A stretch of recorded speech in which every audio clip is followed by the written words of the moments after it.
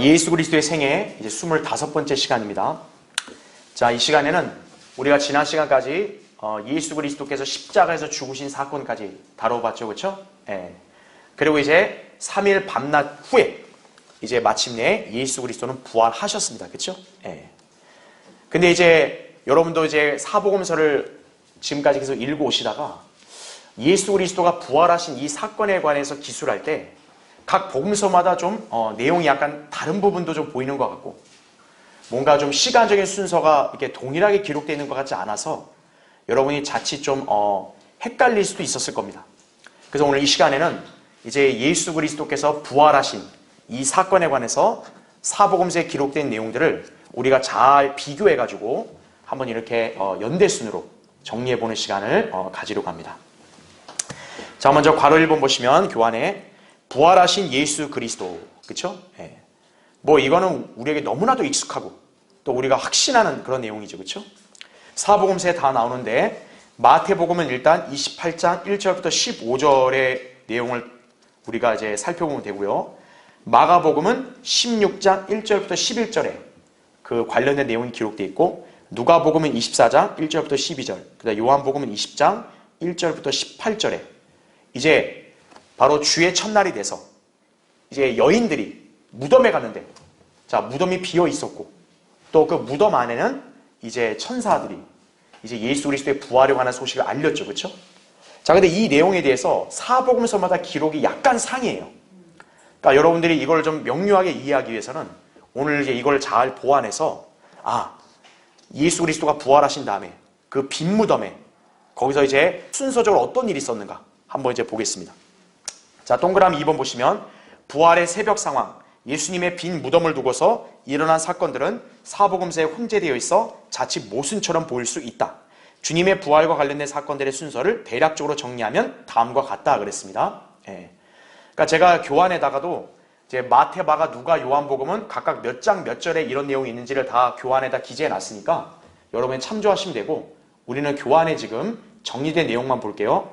자, 자, 먼저 두 여인, 막달라 마리아와 또 그 다음에 다른 마리아가 무덤을 보러 왔다라고 마태복음 28장 1절과 마가복음 16장 1절에 그렇게 기록이 되어 있습니다. 예. 또 그들 외에도 이름이 알려지지 않은 다른 사람들이 있었을 것으로 볼 수 있어요. 누가복음 24장 1절에는 그 내용이 나와 있거든요. 예. 그러니까 여기 두 여인들과 그들 외에 이름이 알려져 있지 않은 그런 여인들도 그때 있었을 거다, 이렇게 볼 수 있고요. 그 중에 하나는 누가복음 24장 10절에 보면 요한나라는 여인의 이름이 또 등장을 합니다. 그러니까 여기 두 여인 외에 다른 한 여인은 요한나였을 거다, 이렇게 우리가 생각해 볼 수 있는 거죠. 자, 그리고 28장 2절을 보면 보라, 거기에 큰 지진이 일어나고 주의 천사가 하늘에서 내려와 그 문에서 돌을 굴려내고 그 위에 앉아있더라, 이렇게 말씀을 하고 있죠, 그렇죠? 그러니까 여러분이 일반적으로 알고 있는 것은 이제 예수님 부활하신 다음에는 이 무덤을 막고 있던 이 돌문이 굴려져 있었다. 다른 복음서에는 이렇게 기록되어 있는데 여기 마태복음에는 주의 천사가 그걸 옮겨놨다, 이렇게 보완을 해서 기록하고 있는 거죠. 자, 이게 먼저 있었던 일이고, 그 다음 우리 교환의 나를 보세요. 자, 여인들이 돌문에 굴려진 무덤이 비어있음을 인지했다라는 얘기죠. 마태복음은 28장 5절부터 8절에 나오고, 마가복음은 16장 2절부터 8절, 누가복음 24장 1절부터 8절, 요한복음 20장 1절에. 즉 이제 여인들이 와서 보니까 돌문이 굴려져 있네, 또 무덤이 비어있네, 이제 이거를 발견한 거예요. 자, 그래서 이제 어떻게 하냐, 막달라 마리아는 제자들에게 빈 무덤에 관한 소식을 전하러 갑니다. 그러니까 무덤이 비어있다는 걸 보고 막달라 마리아는 먼저 제자들에게 이 소식을 알리러 간 거예요. 자리를 뜬 거예요. 다른 여인들은 이제 무덤 앞에 있었다라는 얘기죠. 그게 누가복음 23장 55절부터 24장 9절, 요한복음 20장 1절 2절에 나옵니다. 그래서 그 다음 다를 보세요. 그래서 이 여인들은 무덤으로 들어갑니다. 그러니까 천사로부터 주님께서 살아나셨으며 그들보다 먼저 갈릴리로 가실 것이라는 소식을 전합니다. 그러니까 이제 무덤에 먼저 들어간 여인들이 그 소식을 듣고, 그래서 그 여인들은 자신들이 본 것을 말하려고 이제 무덤을 다시 떠나는 거예요. 예. 그게 여러분 거기 5절부터 8절에 나온다는 얘기죠. 여러분 거기 마태복음 28장 7절 8절을 보세요. 속히 가서 주의 제자들에게 주께서 죽은 자들로부터 살아나셨다고 말하라.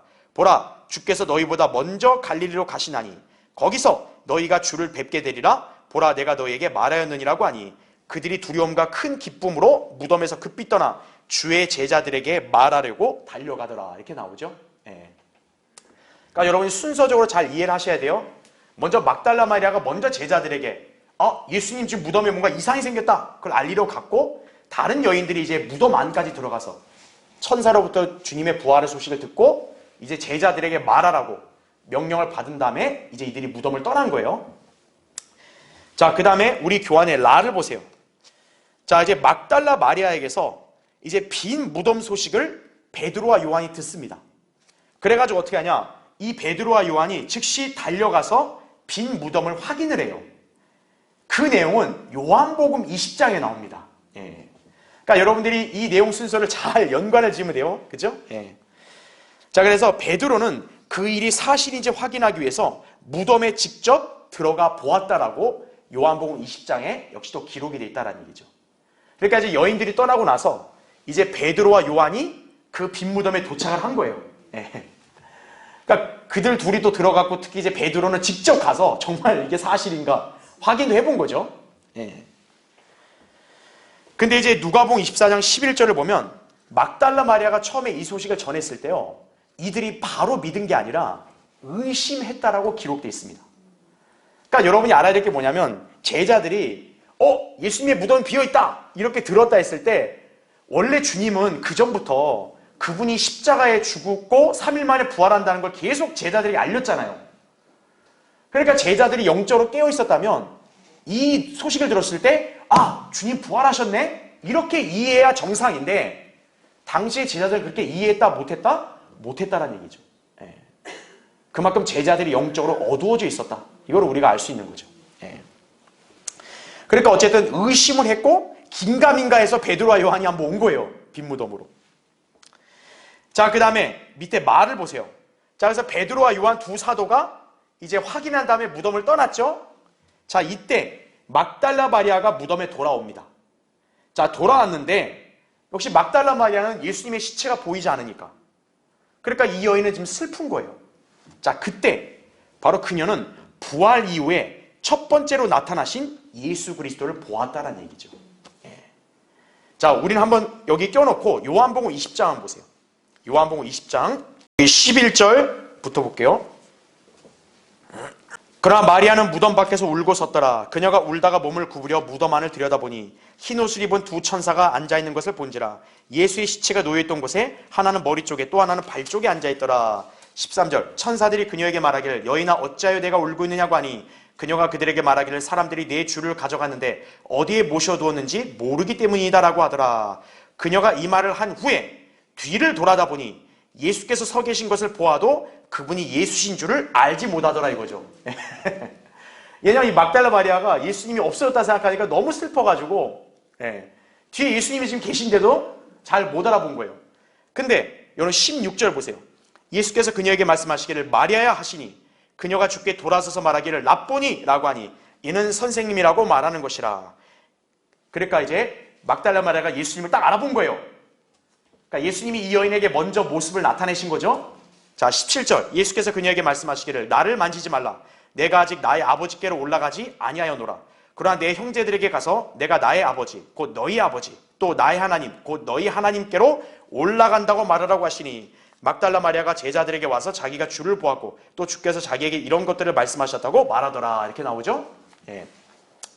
그러니까 지금 여러분이 알아야 될 건 뭐냐면 예수님이 부활하셨는데 제자들이나 여인들에게는 아직 모습을 나타내지 않다가 막달라 마리아에게 맨 먼저 나타나셨다. 여러분 그렇게 이해하시면 되는 거예요. 예. 왜 그럴까요? 왜 예수님은 다른 제자들이나 여인들 말고 막달라 마리아에게 가장 먼저 나타났냐? 이 여인이 그만큼 주님을 사랑하고 주님을 보고 싶은 열망이 크니까 주님께 특별히 그녀에게 가장 먼저 나타나신 거죠. 예. 은총을 받은 거죠. 예. 그러니까 여러분이 배워야 될 교훈은 뭡니까?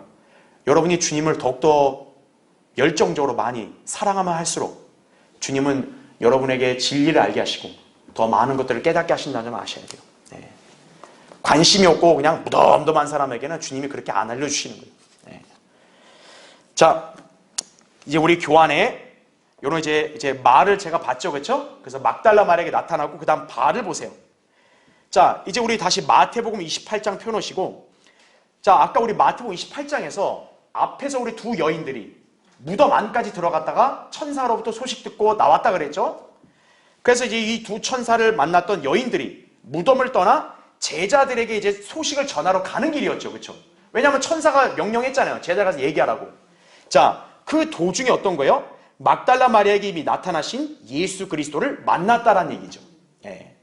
그러니까 순서를 여러 번 알아야 될 게, 먼저 막달라 마리아가 만났고 그 다음에 무덤에서 천사로부터 명령과 소식을 받은 여인들이 제자들에게 가는 도중에 예수님이 이제 그들에게 나타나신 거라는 얘기죠. 그래서 거기 28장 9절을 보세요. 여러분, 우리 성경을 보면 8절과 9절 사이에 동그라미가 있죠. 그러니까 이거는 뭐냐면 시간이 흘렀다는 거예요. 문단이 나눠진 거예요. 또 여인들이 제자들에게 말하려고 갈 때 보라, 예수께서 그들을 만나서 말씀하시기를 모두 평안하냐라고 하시니 여인들이 나와, 자, 잘 보세요. 그의 발을 붙잡고 주께 어떻게 돼요? 경배하더라, 이렇게 나오죠. 예. 그래서 예수님께서 그들에게 두려워 말라, 나 형제들에게 갈릴리로 가라고 말하라. 그러면 그들이 거기서 나를 보리라고 하시더라, 이렇게 나오죠, 그렇죠? 예. 자, 이렇게 순서를 여러분이 이해하시면 되고요. 그 다음에 우리 밑에 교환에 4를 보세요. 자, 사실 이거는 정확하진 않지만 우리가 여기서 알 수 있는 게 뭐냐? 주님께서 누구에게 나타나셨다고요? 베드로에게 나타나셨다는 점은 분명합니다. 다만 베드로가 부활하신 예수님을 개인적으로 언제 만났을지는 정확하진 알 수 없어요. 근데 성경의 어떤 용례와 근거를 우리가 추정해 볼 때는 아마 여인들 이렇게 만나고 나서 베드로에게 개별적으로 나타난 것이 아닐까, 이렇게 추측해 봅니다. 왜 그러냐면 그 교환을 보면 누가복음 24장 34절에 이런 기록이 있어요. 주께서 참으로 살아나셨고, 그 다음 뭐라고 또 표현되어 있어요? 시몬에게도 나타나셨다, 이렇게 얘기하죠. 그러니까 누가복음 24장이 이게 뭐냐면 엠마오로 가는 제자들을 예수님 만났을 때거든요. 근데 그 상황을 지금 성령님이 기록할 때도 시몬에게 나타나셨다, 이렇게 얘기하죠. 그러니까 그 말이 뭐예요? 엠마오에 나타나시기 전에 시몬 베드로에게 나타났다, 이렇게 우리가 이해할 수 있는 거잖아요. 그러니까 아마 주님이 베드로에게 나타나실 때는 그 전, 엠마오로 가기 전에 이때 아니었을까? 그러면 이 여인들에게 나타나서 여인들에게 경배를 받고 난 이유가 아닐까? 이렇게 우리가 추측해 보는 거예요. 그러니까 정확히는 모르겠지만 확실한 건 뭐예요? 주님은 분명 베드로에게도 나타나셨다는 얘기예요. 그거는 사도 바울이 고린도전서 15장 5절에도 기록을 했어요. 게바에게도 보이셨다, 이렇게 나와요. 게바가 누구예요? 베드로죠. 그렇죠? 예. 그러니까 분명히 부활하신 예수님은 베드로에게도 나타나셨다라는 점을 우리는 직감할 수 있다, 이거죠. 자, 그래서 일단 예수 그리스도께서 부활하신 빈 무덤에서 있었던 일들은 이렇게 순서대로 정리해 보면 돼요. 자, 그 다음에 동그라미 3번 보세요. 한편 두 천사를 만나 여인들이 무덤을 떠나 제자들에게 소식을 전하러 가고 있을 때, 자, 경비병 몇 사람이 성읍에 들어가서 당시에 일어난 모든 일을 선임 제사장들에게 보고를 합니다. 자, 이거는 마태복음 28장에만 나와요. 그게 이제 11절부터 15절까지 내용인데, 즉 뭐냐면 선임 제사장들과 장로들이 가가지고 갑자기 지진이 나갖고 이렇게 막 돌문이 굴려지고 막 자기들은 혼절해 있었다. 근데 보니까 예수의 시체가 없다, 막 이런 식으로 보고했을 거잖아요. 그렇죠? 그랬더니 이 종교 지도자들이 어떻게 하냐? 이 경비병들에게 돈을 주고 매수를 합니다. 그러면서 거짓말을 시켜요. 가서 총독에게 뭐라고 얘기하냐? 제자들이 예수의 시체를 훔쳐갔다고 그렇게 말하라, 이거죠. 예. 근데 사실 이거 어떻게 보면 병사들 입장에서는 총독한테 거짓말하는 거 아니에요. 이거 자칫 잘못하면 목이 날아가는 거거든요. 그러니까 이 종교 지도자들이 안심을 시킵니다. 빌라도에게 우리가 적절히 잘 얘기할 테니까 너는 걱정하지 말고 이 큰 돈 받고 거짓말해. 그래서 이 경비병들이 어떻게 하는 거예요? 거짓말한 거죠. 아, 제자들이 예수의 시체를 훔쳐갔다, 이거죠.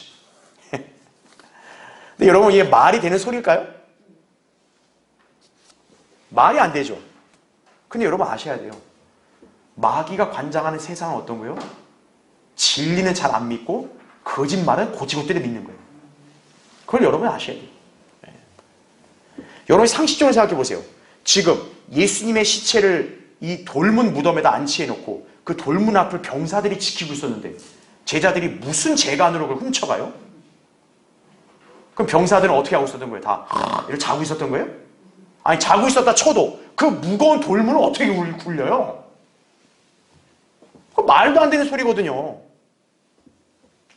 근데 이 병사들도 어떻게 보면 종교 지도자들과 야합을 할 수밖에 없는 게 사실 이들은 어떻게 보면 자기들 직무를 못 지킨 거 아니에요. 시체를 잃어버렸으니까. 그러니까 자기들도 목이 날아갈 판이니 아예 그럴 바에 잘 돈 받고 그냥 거짓말하자 이렇게 된 거죠. 예. 저 오늘날 세상 정치인들이 하는 헤이트나 똑같죠, 그렇죠? 예. 돈 받고 거짓말하는 거, 그죠? 자, 그렇게 여러분 이해하시면 됩니다. 자, 맨 밑에 동그라미 4번. 자, 우린 여기서 하나 중요한 영적인 진리들을 좀 배울 수 있습니다.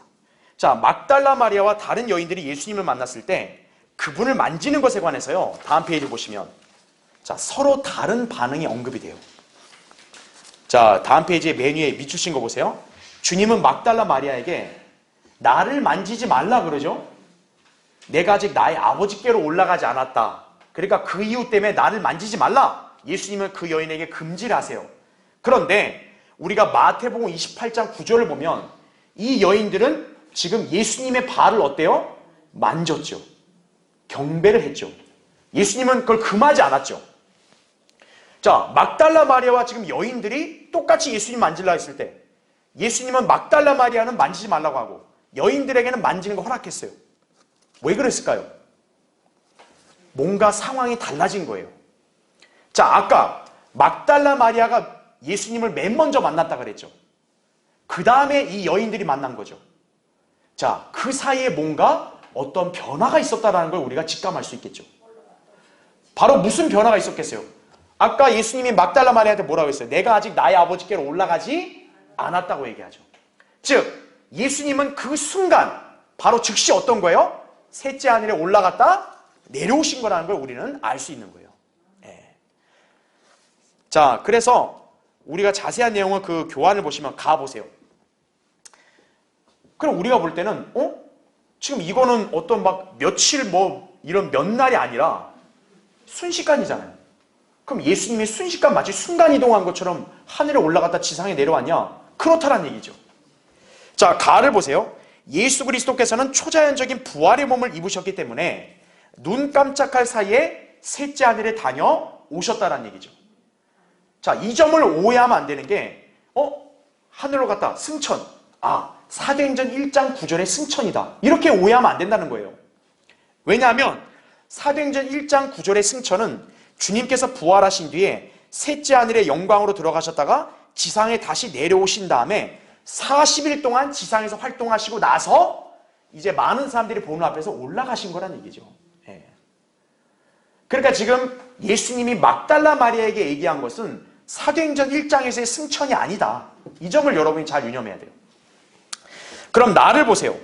그럼 예수님은 왜 갑자기 하늘로 올라갔다 내려오셨을까요?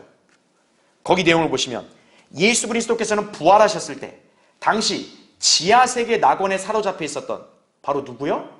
구약 성도들의 혼들을 함께 데리고 셋째 하늘에 올라가셨다는 얘기죠. 예. 자, 그 근거 구절, 그 교환에 나옵니다. 거기 에베소 4장 8절부터 10절을 보면 그러므로 말씀하시기를 그가 위로 올라가실 때 이렇게 나오죠. 잘 보세요. 사로잡힌 자를 어떻게 했대요? 사로잡아 갖고 이렇게 나옵니다. 그리고 사람들에게는 은사들을 주셨다고 하셨느니라. 따라서 그가 올라가셨다는 것은 그가 거기 표시해 두세요. 땅의 어떤 부분이요? 더 낮은 부분들로 먼저 내려가셨다는 것이 아니고 무엇이냐 이거죠. 내려가셨던 그가 모든 하늘들 위로 올라가신 바로 그분이니 그가 모든 것을 충만케 하시려 함이니라 이렇게 말씀하죠. 이것을 제가 예전에 예수님이 십자가에서 죽으시고 3일 뒤에 부활하실 때까지 있었던 일들을 강의할 때 여러분이 설명드린 거예요. 구약 성도들이 임시 거처로 있던 낙원은 어디에 있었어요? 당시에 지하세계에 있었던 거죠. 그러니까 예수님이 부활하시기 전까지는 지하세계에 갔다가 거기 있던 혼들, 구약 성도의 혼들을 데리고 어떤 거예요? 이제는 낙원인 셋째 하늘로 옮기셨다는 얘기죠. 예. 그러니까 예수 그리스도가 부활하시면서 어떻게 해야 되는 거예요? 이 지하세계에 있던 구원받은 구약 성도들의 혼들을 데리고 하늘로 이렇게 데리고 가셔야죠. 바로 그게 어느 순간에 있었다는 거예요? 막달라 마리아를 만난 순간에 있었다는 얘기죠. 그래서 이제 어떻게 됐습니까? 낙원의 장소가 구약에서는 지하세계 아브라함의 품이었다면 이제는 그 뒤로는 셋째 하늘로 옮겨진 거란 얘기죠. 그렇기 때문에 주님이 순간 셋째 하늘에 다녀오셔야 되니까 막달라 마리아에게 나를 만지지 말라 그런 거예요. 근데 다른 여인들에게 만지라는 것은 이미 갔다 왔기 때문에 이제는 날 만져라 이거죠. 자, 밑에 다를 보세요. 부활하신 예수님께서 우선적으로 셋째 하늘에 올라가신 것은 중요한 의미가 있다 이거죠. 자, 그럼 왜 주님은 하필 이 시기에 셋째 하늘을 가셔야겠냐 이거예요. 그것은 바로 인류의 구원을 위한 대제사장으로서의 속죄 사역을 완성하시고자 셋째 하늘 지성소에 들어가시는 것이다라는 거죠. 자, 바로 이게 무슨 의미냐면 여러분 한번 찾아볼게요. 히브리서 9장 한번 보세요. 22절부터 한번 읽을게요. 잘 보세요. 율법에 따르면 거의 모든 것이 피로써 정결케 되나니 피 흘림이 없이는 죄 사함이 없느니라. 이게 하나님의 법칙이죠. 그렇죠? 예. 그러니까 속죄가 있으려면 반드시 피 흘림이 있어야 돼요. 근데 23절 보세요. 그러므로 하늘들에 있는 것들의 모형들 이런 말이 나오죠. 이런 하늘들이라 했으면 바로 첫째 하늘, 둘째 하늘, 셋째 하늘 가리키는 거예요. 근데 그것들의 모형들이란 말이 나와요. 그렇죠? 이런 것들로 깨끗할 필요가 있었으나 하늘에 있는 것들 그 자체는 이것들보다 더 좋은 희생 제물들로 해야 하리라 이렇게 나오죠. 그 다음 24절 보세요. 이는 그리스도께서 실물의 모형인 손으로 만든 성소들에 들어가지 아니하시고 이렇게 나오죠. 여러분 손으로 만든 성소들은 바로 지상에 있는 성막을 가리키는 거겠죠. 네. 그러니까 우리가 알아야 될 게 뭡니까? 하나님께서 모세에게 만들라고 명령하시면서 보여주신 바로 지상에 있던 그 성막, 거기서 이제 막 동물 제사 드렸잖아요. 근데 그거는 원래가 원형이 아니라 모형이라는 거죠. 그러면 모형이 있으면 원형이 있을 거 아니겠어요? 바로 원형이 셋째 하늘 하늘들이라는 얘기죠. 그래서 여러분 거기 보시면 성소들에 들어가지 아니하시고 바로 그 하늘 자체에 들어가셔서 이렇게 나오죠. 우리를 위하여 하나님의 면전에 지금 나타나 계시기 때문이라. 뿐만 아니라 대제사장이 해마다 다른 것들의 피를 가지고 성소에 들어가는 것처럼 여러 번 자신을 들이실 필요가 없으니 그리하면 세상의 기초가 놓인 이래로 그가 여러 번 고난을 당하셨어야 될 것이지만 이제 그는 자신을 희생제물로 드려 죄를 없애시려고 세상 끝에 한 번 나타나셨느니라 이렇게 말씀하고 있는 거죠. 여러분 쉽게 연상해 보세요. 구약의 율법 시대에는 대제사장이 1년에 한 번 지성소에 들어갔어요. 이스라엘 백성 전체의 속죄를 위해서. 그때 짐승의 피를 가지고 들어가죠. 지성소가 어떤 곳입니까? 하나님이 임재하시는 장소라 그랬죠. 하나님을 만나는 장소예요. 하나님이 계신 곳이에요. 지성소가. 그러니까 대제사장은 이 속죄를 위해서는 바로 하나님이 임재하고 계시는 그 지성소에 들어가서 피를 뿌려야 돼요. 그럼 하나님께서 그 피를 보시고 죄를 사하시는 거예요. 그게 구약의 율법 시대의 속죄예요. 근데 아까 얘기했잖아요. 그 율법에서의 그런 성막이나 성소는 모형이라 그랬죠. 네. 원형은 따로 있는 거죠. 그리고 구약의 짐승의 피는 예수 그리스도의 어떤 희생 제물, 그분의 피, 이거를 예표하는 모형이죠. 그러니까 원형인 예수 그리스도는 우리 인류의 죄를 속죄하기 위해서는 다른 동물이 아니라 그분 자신이 피를 흘렸잖아요. 그렇죠? 그분이 제물이 됐잖아요. 그러면 우리 인류의 어떤 속죄가 공식적으로 입증되려면 그분 자신이 어때야 돼요? 지성소로 들어가야 되는 거죠. 자, 구약에서 지성소는 바로 어떤 거의 모형이라고 했어요? 셋째 하늘의 모형인 거죠. 왜냐하면 셋째 하늘에 누가 계시니까? 하나님이 계시니까. 그러니까 속죄가 공개적으로 입증이 되려면 대제사장이 제물을 갖고 하나님의 임재가 있는 지성소로 들어가야죠. 마찬가지로 예수 그리스도가 인류의 죄를 속죄하려면 제물과 피를 갖고 지성소에 계신 하나님께로 가야 되는 거예요. 근데 중요한 거는 예수 그리스도는 다른 제물을 가져간 게 아니라 그분 자신이 제물이 됐고 그분 자신의 피를 흘렸잖아요. 그러니까 그분 자신의 피를 가지고 셋째 하늘로 올라간 거죠. 그랬을 때 어땠어요? 율법의 법칙은 속죄가 되는 거죠. 마찬가지로 신약은 어때요? 그리스도의 보혈로 이제 인류의 죄들이 속죄가 완성됐다라는 것이 이제 공개적으로 입증이 되는 거죠. 그래서 예수 그리스도가 부활하셨을 때는 반드시 셋째 하늘에 지성소로 가야 될 필요가 있었다는 얘기죠. 그게 바로 뭐냐면 이제 신약 시대가 도래했다라는 것을 알리는 거니까. 네. 그러니까 여러분 거기 9장 11절 12절 보세요. 히브리서 9장 11절 12절. 그러나 그리스도께서는 다가올 선한 것들의 대제사장으로 오셔서 손으로 짓지 아니한 곧 이러한 건물이 아닌 더 크고 더 온전한 성막을 통하여 이렇게 나오죠.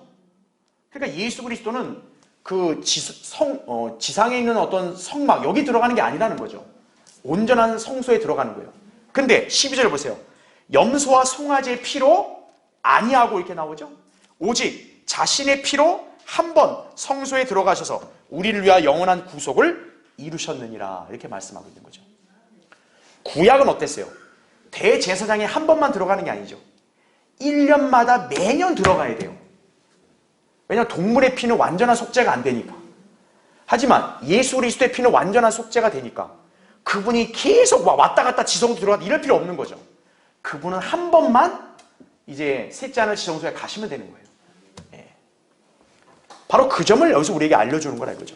그래서 예수 그리스도가 그 순간에 잠시 셋째 하늘에 갔다 와야 되는 이유가 바로 여기 있었다는 거예요. 그걸 여러분 잘 이해하시면 됩니다. 자, 그래서 이제 이 일이 쓴 다음에 이제 교환을 보세요. 바로 2번. 엠마오로 가는 두 제자에게 나타나 일깨워 주신 예수님이다라는 얘기죠. 자, 이 엠마오에 관한 얘기는 자, 마가복음에는요. 16장 12절 13절 이 두 구절에 이 두 제자들에 관한 자세한 내용이 안 나오고 딱 요약만 돼 있어요. 요약만 돼 있고 자세한 내용은 누가복음 24장 13절부터 35절에 나온다는 얘기죠. 예. 자, 그건 여러분이 나중에 찾아서 이렇게 보시면 될 것 같고요. 우리 교환을 보세요. 동그라미 3번. 자, 예수님께서 이제 엠마오로 이렇게 걸어가는 두 제자들 옆에 딱 나타나신 거예요. 근데 이 제자들은 예수님을 알아봐요? 못 알아봐요? 못 알아보는 거예요. 그러니까 예수님은 오히려 자신을 드러내지 않고 딱 모른 체 하면서 그들에게 물어봅니다. 지금 그들이 굉장히 근심이 가득 차 있는 모습이었어요. 그러니까 예수님이 야, 니네 왜 이렇게 근심이 가득하고 슬퍼해? 근데 그들의 말을 들어보면 뭐예요? 예수님이 이렇게 성경대로 죽으시고 부활하신 것을 믿지를 못하는 거예요. 자, 그러니까 이 두 제자의 믿음 없는 상태를 보시고 이렇게 핀잔을 주십니다. 자, 우리 교환을 보면 누가복음 거기 24장 25절부터 27절에 이런 말씀이 있어요. 그때 주께서 그들에게 말씀하시기를 오 어리석은 자들아 선지자들이 말한 모든 것을 마음에 더디 믿는 자들아 이거죠. 자, 잘 보세요. 그리스도가 먼저 뭐예요? 이러한 고난을 당하고서 그의 영광에 들어가는 것이 당연하지 않느냐라고 하시며 이렇게 나오죠. 자, 여기서 우리가 볼 수 있는 게 뭐냐? 바로 당시 유대인들이 어떤 믿음의 상태를 가지고 있는지를 우리가 볼 수 있는 거예요.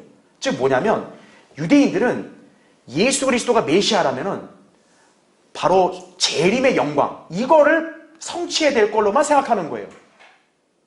그러니까 자기들은 예수 그리스도가 딱 당당하게 메시아로서 로마 제국 다 박살내고 이스라엘을 구원하고 이것만 생각한 거예요.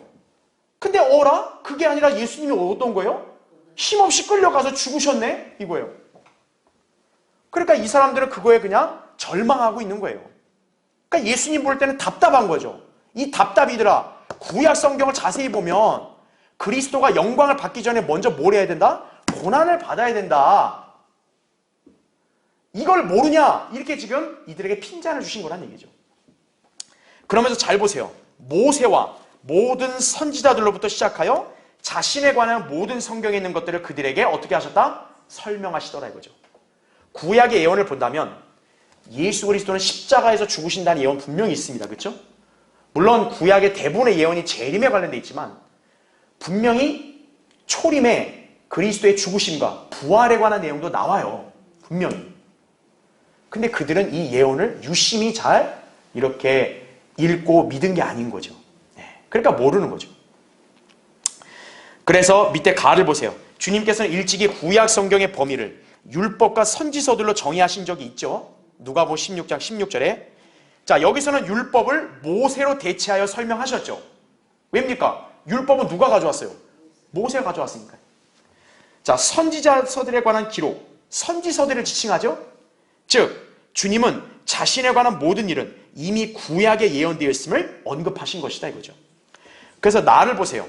자, 주님은 구약이 그분에 관하여 증거하고 있음을 말씀하셨다라는 얘기예요. 자, 그 우리 교환에 나오죠. 요한복음 5장 39절이 뭡니까? 성경을 상고하라 나오죠. 여기서 성경은 뭘 얘기하겠어요? 구약 성경 말씀을 얘기하는 거예요. 왜? 이때는 신약 성경이 없죠, 아직. 그러니까 성경을 상고하라 했으면 구약을 상고하라는 거예요. 근데 왜 그런지 보세요. 이는 너희가 성경에 영생이 있다고 생각하면이 그 성경은 뭐라고 얘기해요? 나에 관하여 증거하고 있음이라 이렇게 말씀하고 있는 거죠. 당대 유대인들은 그분을 믿지 않았죠. 자, 왜 믿지 않았을까요? 이들이 얼마나 위선적이냐면 이들은 막 모세를 치켜 세웠거든요. 근데 예수님은 그들의 위선을 지적했어요. 너희가 그렇게 모세를 치켜 세워? 근데 너희는 왜 모세가 기록한 성경을 안 믿어? 이렇게 얘기하셨거든요. 요한복음 5장 47절에. 즉 그러니까 모세가 기록한 게 뭡니까? 율법 아니에요. 창세기부터 신명기. 거기에 보면 그리스도의 모형이 되는 진리들이 많죠. 그러니까 그들이 성경을 상고했다면 예수 그리스도를 바로 알아보고 믿어야 되는 거예요. 근데 그들이 믿지 않는 거죠. 그건 뭡니까? 그들은 모세가 기록한 걸 믿는 거예요? 안 믿는 거예요? 안 믿는 거예요. 그러면서 입으로는 뭐예요? 아, 우리는 모세의 제자라고. 예. 이렇게 거짓말하고 있는 거죠. 자, 밑에 다를 보십시오. 하나님께서는 구약의 선지자들에게 그리스도에 관한 계시를 보여주셨고 그들은 그리스도의 초림과 재림을 예언했죠. 그래서 베드로전서 1장 11절에도 그들 안에 계셨던 그리스도의 영이 그리스도의 고난과 다가올 영광을 미리 증거하실 때 이렇게 나오는 거죠. 예. 그래서 맨 밑에 따라서 성도는 구약 성경도 하나님께서 기록하신 예언의 말씀임을 그대로 믿어야 한다는 얘기죠. 그러니까 우리가 유념해야 될 게 뭡니까? 아, 구약은 우리와 아무 상관없어. 아, 지금은 신약 시대니까 신약 성경만 믿어. 이러면 안 된다는 거예요. 구약 성경도 예수 그리스도에 관해 증거하고 있기 때문에 그리스도인은 구약 성경도 믿어야 되는 거예요. 근데 다음 페이지 보세요. 자, 사도 바울도 모세와 선지자들의 기록을 믿었음을 고백을 했어요. 사도행전 24장 14절에. 그런데 이게 참 웃긴 일이 뭐냐면요. 그런 바울이 당대 이단으로 낙인이 찍혔어요. 바울은 모세와 선지자들의 기록, 구약 성경을 그대로 믿은 사람이거든요. 근데 그런 바울을 이단으로 매도했어요. 당시 유대인들이. 사도행전 24장 5절에 나오죠. 마찬가지로 오늘날 성경대로 믿는 우리 그리스도인들을 저 배교한 가짜 교회들은 우리를 이단으로 매도하죠. 왜요? 우리는 성경에 기록된 예언을 문자 그대로 믿는 건데 아, 저자들은 이상한 자들이다. 이렇게 우리를 낙인 찍는 거죠. 네. 예수님의 재림, 야, 그게 물리적인 뭐 재림 믿고 그걸 믿냐? 이런 거죠. 그건 영적인 거야. 그게 정상으로 지금 이렇게 다 인식이 되고 있는 거죠. 그러니까 예수 그리스도가 재림하시고 성도가 휴거된다는 이 예언을 문자 그대로 믿는 우리를 어떻게 하는 거예요? 이상하게 여기는 거죠. 아유, 저 사람들은 이단이야, 이단. 이상한 집단이야. 우리 그렇게 매도하는 거죠. 다 똑같은 거예요. 우리는 뭡니까? 예수 그리스도가 재림하셔서 이 땅에 통치하시고 이스라엘 회복되는 걸 믿죠. 왜요? 그게 구약에서 예언된 거 아니에요. 우린 믿잖아요. 근데 세상은 어떤 거예요? 그렇게 믿는 우리를 이단으로 매도하는 거죠. 바로 그거 똑같은 맥락인 거 아셔야 돼요. 자, 동그라미 4번. 자, 두 제자들은 저녁이 되어 마을에 머물렀을 때 예수님께 함께 머물자고 간청을 합니다. 그러니까 예수님께서 이제 성경에 관해서 그분에 관한 증거들을 설명해 주니까 이들이 너무나 그거에 대해서 지금 알고자 하는 열망이 강한 거예요. 그러니까 예수님이 가지 못하게 오늘 같이 계시죠. 이렇게 요청한 거죠. 자, 주님께서는 식사를 앉으셨을 때 빵을 축복하셨고 그들에게 떼어주시자 그들의 눈이 열려서 주님을 알아보았어요. 예. 그러니까 눈이 가려져 있으면은 이렇게 봐야 될 걸 못 보는 거예요. 근데 이제 눈이 떠지니까 어떤 거예요? 자기들 앞에 계신 분이 아, 주님이구나. 알아보는 거죠. 그런데 그 즉시 어때요? 주님은 그들의 시야에서 사라지십니다. 자, 이때 그들이 이렇게 고백을 해요. 그 교환에 보면 그분이 길에서 우리에게 말씀하시며 잘 보세요. 성경을 어떻게 했대요? 열어 보여주실 때 우리 마음이 어때요? 뜨겁지 아니하더냐 이거죠. 누가복음 24장 28절부터 32절에 나온 말씀. 이게 정상적인 반응이에요. 예. 자, 성경은 어떤 거예요? 우리 주님께서 조명을 주시고 우리에게 가르쳐 주실 때 우리가 알 수 있는 거예요. 그러면 주님은 누구를 가르쳐 주시냐? 생판 관심도 없고 주님과 무관하게 사는 사람들한테 안 가르쳐 주시는 거예요. 주님을 사모하고 진리를 알고자 하는 열의가 있는 그런 자녀들에게는 눈을 열어서 성경을 보게 하시고 알게 하시는 거예요. 그런 성도에게 하나님 말씀이 들어가죠. 그럼 그 말씀이 들어가면 어떤 거예요? 마음이 뜨거운 거예요. 왜? 하나님 말씀은 불과 같다고 예레미야 23장 29절에 말씀했거든요. 여러분 불을 대면 어때요? 뜨겁죠? 뜨거운 열정이 있으면 견딜 수 있어 없어요? 견딜 수 없는 거죠. 하나님 말씀이 들어가면 그게 역사예요. 근데 오늘날 대다수의 교회들은 어떻습니까? 냉랭하죠. 냉랭해. 성경의 진리 얘기하면 어떤 거예요?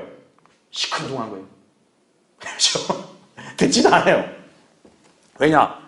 말씀이 그들 안에 안 들어가니까 그들이 차가운 거예요.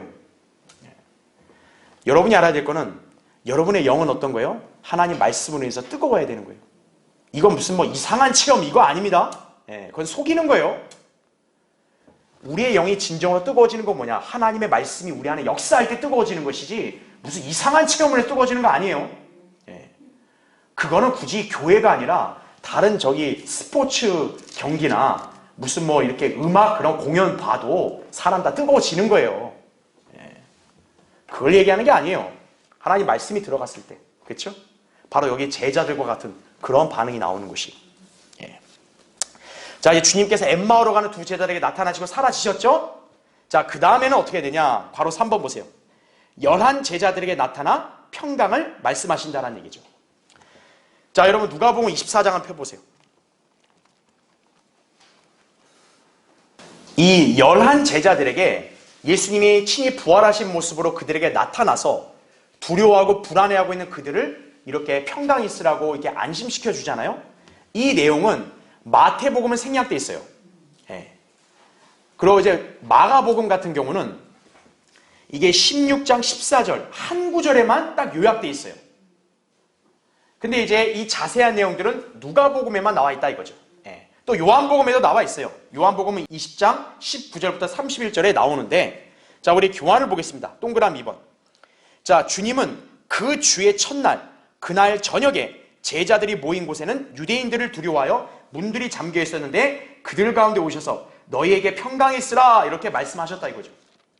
그게 요한복음 20장 19절에 나와요. 그러니까 뭐냐면 제자들이 지금 문을 잠그고 두려워하고 있었던 거예요.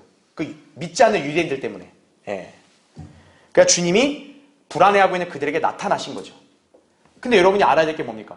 지금 문이 잠겨 있어요. 그럼 예수님이 똑똑 아니면 초인종 눌러 들어온 게 아니라 갑자기 그냥 그들 앞에 나타나신 거예요. 다시 말하면 문이 잠겨 있는데 벽을 통과해 들어오신 거예요. 그러니까 이 당시의 상황에 대해서 요한복음에는 간략하게 언급되어 있지만 누가복음에는 제자들의 심경과 부활하신 주님의 몸이 어떤 상태인지를 친히 보여주셨다는 얘기죠. 그래서 여러분 24장 펴져 있으면요 36절 보십시오. 그들이 이 말을 하고 있는데 예수께서 친히 그들 가운데 서서 그들에게 말씀하시기를 너희에게 평강이 있을지어다라고 하시더라. 그러나 그들은 놀라고 무서워서 어떤 영을 보고 있다고 생각하니 이렇게 나오죠. 왜요? 이들은 예수님이 물리적으로 부활하신 걸 아직 믿지 않는 상태다 보니까 갑자기 예수님 모습이 보이니까 뭐야? 이거 귀신 아니야? 막 이렇게 뭐 어떤 영 아니야? 이렇게 생각하는 거죠. 그런데 여러분 잘 보세요. 거기 38절에 주께서 그들에게 말씀하시기를 어찌하여 너희는 불안해하며 어찌하여 너희 마음에 의심이 생기느냐? 39절 나의 손과 나의 발을 보라. 바로 나니라.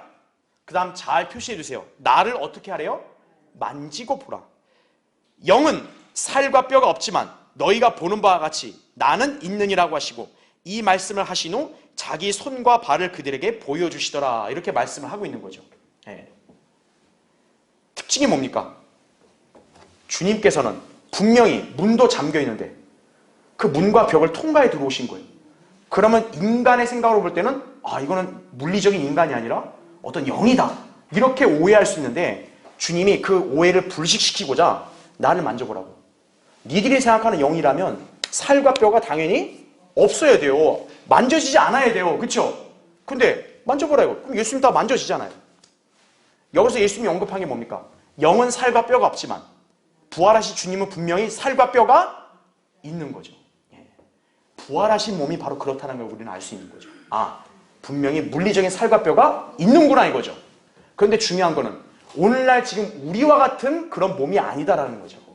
살과 뼈는 있는 거지만. 그렇죠? 그래서 밑에 나를 보세요. 주님께서 이 말씀을 하신 후 그분의 손과 발을 보여 그들에게 보여주시자 요한복음 20장 20절에는 제자들이 주를 보고 기뻐하더라 이렇게 기록을 해요.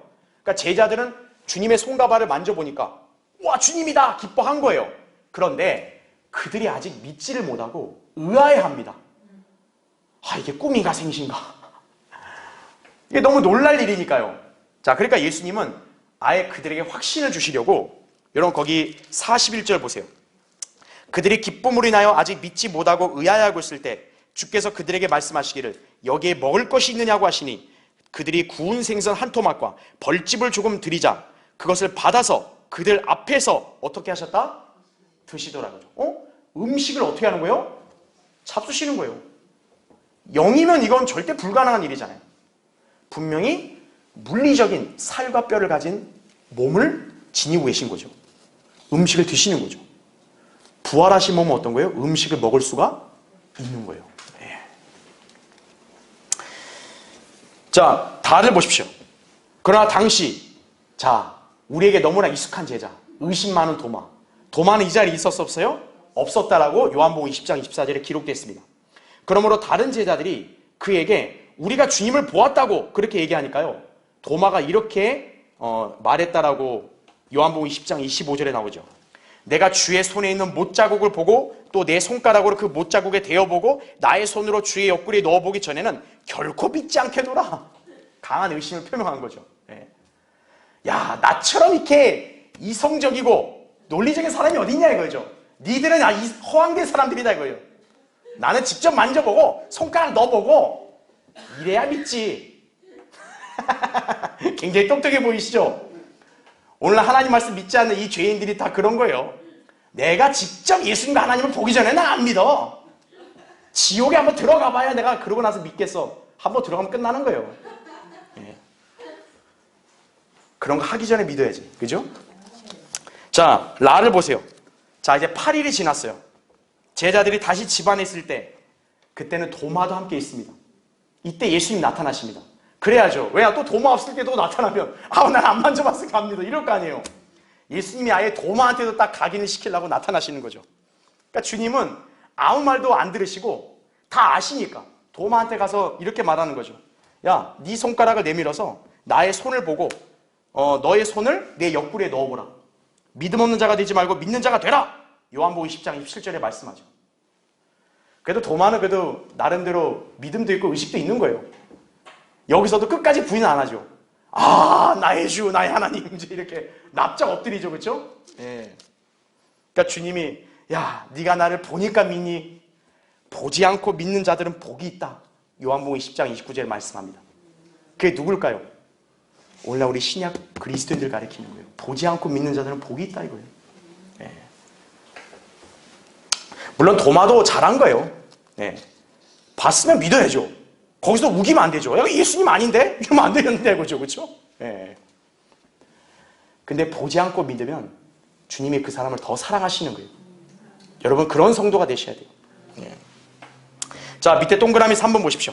자, 그 다음에 있었던 일들은 이제 다음 시간에 볼 거고, 자, 이 시간에 간단히 정리해 볼게요. 예수 그리스도의 부활에 관하여 성경은 많은 무오한 증거들로 입증되었음을 말씀한다 이거죠. 사도행전 1장 3절에는 무오한 증거들이 나와요.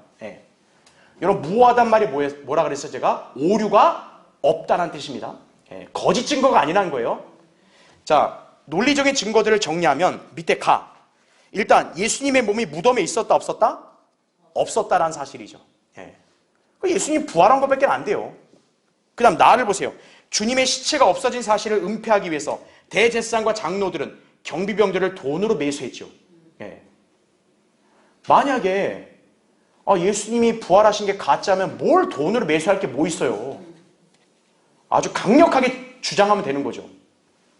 돈으로 매수했다는 얘기는 뭔가 이게 거짓이고 자기들이 뭔가 숨겨야 되니까. 그렇죠? 그 다음 다를 보세요. 부활하신 주님의 몸을 몇 명이 목격했다고 성경에 기록되어 있어요? 500명. 한두 명도 아니고 500명이면 더 말 끝났죠. 고린도서 15장 5절부터 8절에 나옵니다. 밑에 라를 보세요. 만약 누군가가 시체를 훔쳐갔다면 그 훔친 사람은 훔치는 시간만큼 로마 제국의 경비병들에게, 그 다음 페이지죠, 최면이라고도 걸어야 했을 것이다 이거죠. 네. 그렇죠. 왜요? 돌문이 이렇게 막고 있었고 그 앞에 경비병들이 서 있었는데 제자들이 그 무덤 안으로 어떻게 들어가서 예수님 시체를 엎고 어떻게 나와요? 그럼 간단하죠. 경비병들이 어떻게 해야 돼요? 체면이 걸려가지고 막 이래야지 몰래 들어가서 할 수 있죠. 그렇죠? 그 다음에 말을 보세요. 무덤 속에 있었던 수건은 어떻게 돼 있었어요? 한쪽에 개어져 있어야 되죠. 만약에 제자들이 시체 훔쳐가면 시체 훔쳐가면서도 자, 예수님의 수건 잘 개놓자 이렇게 정리하고 가요? 이불 정리해요? 훔쳐가는 사람에게 그런 여유가 어디 있어요? 근데 수건이 한쪽에 개어져 있더라 이거예요. 요한복음 20장 5절부터 7절에. 그 다음 예수 그리스도의 부활이 만약 영적인 부활이었다면 주님께서 물리적인 음식을 먹고 마셨던 거, 이거 설명할 길이 있어 없어요? 없는 거죠. 네. 부활하신 주님의 몸은 살과 뼈로 구성되어 있는 실제적인 몸이었다는 걸 우리 알 수 있는 거죠. 이 몸을 입으시고 주님은 40일 동안 가르치셨다고 사도행전 1장 3절에 나온다 이거죠. 그러니까 여러분이 알아야 될 거는 예수님 부활하자마자 바로 승천한 게 아니라 40일 동안 지상에 계신 거예요. 여러 사람들을 가르치시고 눈에 보였다 이거죠. 그 주님의 부활하신 것을 무려 500명이 목격했어요. 그럼 끝난 거 아닌가요? 이래도 예수님 부활이 거짓말이에요? 근데 이 땅에 수많은 이교도들과 소위 지성인들, 이 사람들은 이걸 신화로 여기는 거예요. 신화나 전설로. 아니다 이거죠. 그 다음 동그라미 4번 보세요. 부활하신 주님의 몸은 몇 가지 초자연적인 특성이 있었어요. 자, 가를 보세요. 주님의 부활하신 몸은 피가 없이 살과 뼈로만 구성되어 있다 그랬죠? 여러분 알아야 될 게, 지금 우리 몸은 피가 있죠. 근데 부활하신 예수님의 몸은 피가 있었다 없었다? 없었다. 왜냐? 요한복음 19장에 옆구리가 찔리셨을 때 피와 물을 다 쏟으셨다라고 기록되어 있기 때문에. 그러니까 주님이 부활하신 다음에는 그들에게 만지랬을 때 살과 뼈는 있지만 이 말만 하죠. 피가 없으신 거죠. 왜냐하면 주님이 못에 박혔으니까 구멍이 뚫려 있을 거 아니에요. 만약 피가 있다면 이거 피 어떻게 할 거예요 이거? 흐를 수밖에 없는 건데 이미 피는 다 쏟으니까 피가 없는 거죠. 네. 주님의 몸은 구운 생선을 먹을 수 있을 만큼 실제적인 면에서도 또 벽을 통과할 수 있을 만큼 신비한 몸이었다라는 얘기죠. 그 다음 나를 보세요. 주님의 부활하신 몸은 우주 저 너머에 있는 셋째 하늘에 단시간에 다녀올 수 있는 몸이었죠. 아까 설명드렸죠. 그 다음에 또 주님이 부활하신 몸은 엠마오로 가는 제자들의 어떤 눈이 열려서 그분을 보는 순간 사라졌죠. 그러니까 부활하신 몸은 어때요? 갑자기 사라질 수 있고 그리고 벽을 통과해서 어느 공간에 나타날 수 있죠. 시공간을 초월하는 거예요. 그리고 음식도 먹고 싶으면 먹고 그래도 살이 안 찌고 병이 안 걸리는 거예요. 야, 이거 좋은 게 어디 있어요? 네. 우린 뭐 먹을 때마다 이거 성인병 걸린다, 뭐한다, 뭐한다 얼마나 아주 걱정을 해요. 그죠? 이거 몸에 안 좋은 거다. 그래서 먹고 싶고 못 먹은 분들 있잖아요. 여러분 몸 변화되면 마음껏 먹어도 되는 거예요. 천년왕국 때. 네. 그래서 살 안 쪄요. 네. 암 안 걸리니까 걱정 하덜덜 마라 이거죠. 그죠? 네. 그 다음에 여러분의 몸은 눈 깜짝하는 순간에 어디서 어디로 이동이 가능하다는 거죠. 예수님처럼. 네. 해외여행 가고 싶었는데 돈도 없었고 시간도 없었다 이거예요. 그러니까 여러분 변화된 몸은 어때요? 나 어디 가고 싶다. 딱 눈 감고 하면 가는 거예요. 네. 지금 이 말을 하면 어떤 분은 아유 또 무슨 허무맹랑한 소리 하고 있나. 아니 성경에 기록되어 있는 거예요. 네. 자, 그 라를 보세요. 주님의 부활하신 몸은 그리스도인들의 부활과 휴거 때 변화될 몸과 동일한 몸이었다는 얘기죠. 모든 그리스도인들은 부활과 휴거 때 예수 그리스도의 초자연적인 완전한 몸과 똑같은 33살 반의 남자의 모습으로 변하게 될 것이다라는 얘기죠. 빌립보서 3장 20절 21절, 요한일서 3장 1절부터 3절, 로마서 8장 29절. 연세 드신 어르신분들은 정말 엄청난 복이죠. 나이가 거꾸로 가는 거예요. 그 어린 사람들은 나 나이 들면 어떻게 해? 아니에요. 33살의 주님의 이 모습은 초자연적인 모습인 거예요. 여러분 이렇게 변화되는 몸을 빨리 입는 날을 소망해야 되지 않겠어요? 그렇죠? 예. 이 땅에서 좀 오래 사는가? 그렇죠? 불안하게 오래 사는 게 뭘 그게 중요하나요? 주님이 속히 오시는 게 가장 중요한 거죠. 그렇죠? 자, 마지막 동그라미 5번 보십시오. 한편 예수님께서는 제자들에게 요한복음 20장 21절부터 23절의 말씀을 보면 나의 아버지께서 나를 보내신 것 같이 나도 너희를 보내노라. 이 말씀을 하신 후 그들에게 숨을 내쉬며 말씀하시기를 성령을 받으라. 너희가 누구의 죄든지 용서하면 그들이 죄사함을 받게 되며 누구의 죄든지 그대로 두면 그대로 있게 되리라고 말씀하셨죠. 여러분 이 구절을 오해해가지고 소위 은사주의자들이 막 성령 받으라 성령 받으라 이렇게 얘기하거든요. 그건 전혀 다릅니다.